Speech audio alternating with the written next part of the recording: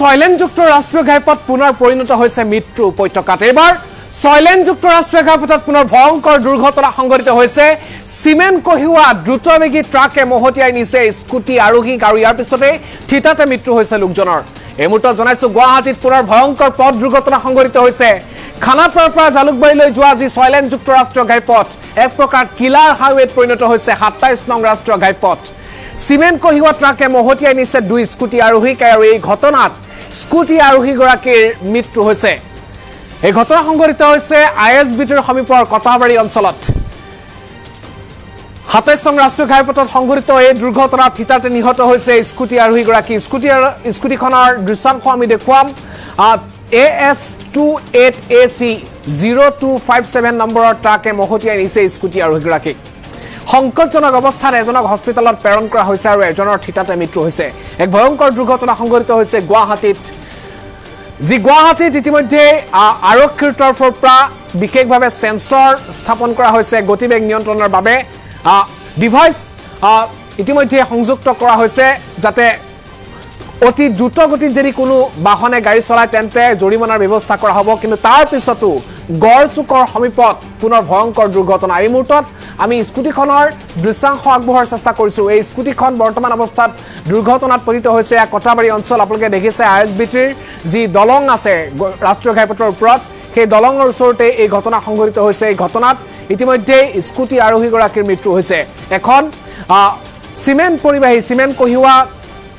ট্ৰাকে মহতিয়াই নিছে AS01EA 3912 নম্বৰৰ নীলা এক্টিভা স্কুটিখনক আৰু ইয়াৰ পিছতে এজনক সংকটজনক অৱস্থাত হস্পিটেলত প্ৰেৰণ কৰা হৈছে এজনক ইতিমধ্যে মৃত বুলি চিনাক্ত কৰা হৈছে আৰু তেখেতৰ পৰিচয় পৰ্যন্ত উদ্ধাৰ হোৱা নাই এই মুহূৰ্তত ভয়ংকৰ দুৰ্ঘটনা সংঘটিত হৈছে ছয়লেনযুক্ত ৰাষ্ট্ৰীয় ঘাইপথ মানে এক প্ৰকাৰ মৃত্যু দূত স্বৰূপ কিয়নো কিলাৰ হাইৱেত পৰিণত হৈছে বিভিন্ন ঠাইত দুৰ্ঘটনা সংঘটিত হয় বৰাগাঁৱত দুদিনমানৰ পূৰ্বে ঘটনা বেলতলাত ঘটনা সংঘটিত হয় গেম ভিলেজৰ সমীপত ঘটনা সংঘটিত হয়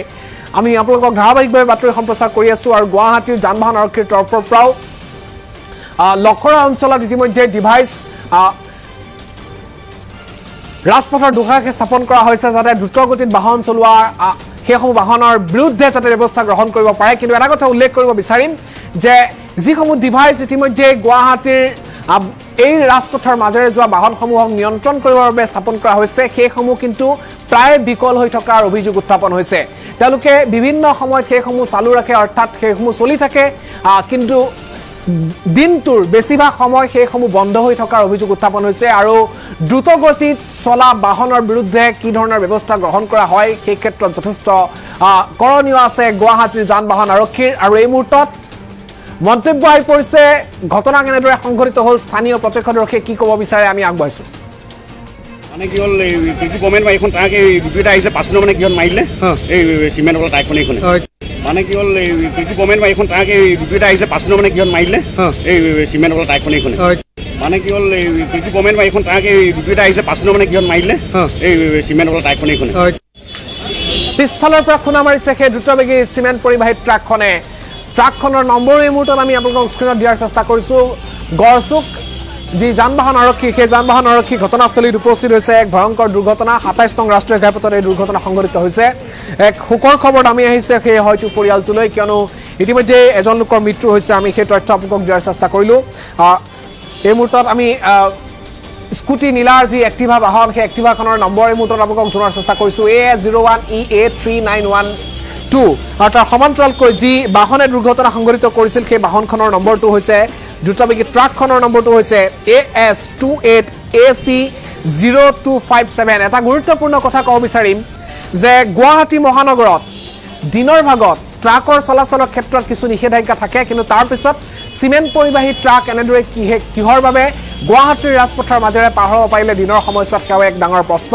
এই ঘটনাৰ পিছত যান-বাহন আৰক্ষীয়ে এই পথছোৱাত এই যি খানাপাৰাৰ পৰা জালুকবাৰী সংযোগী যি পথ এই পথত দুৰ্ঘটনা নিয়ন্ত্ৰণৰ ক্ষেত্ৰত কি ধৰণৰ ফলপ্ৰসূ ব্যৱস্থা গ্ৰহণ কৰে সেয়া হ'ব লক্ষণীয়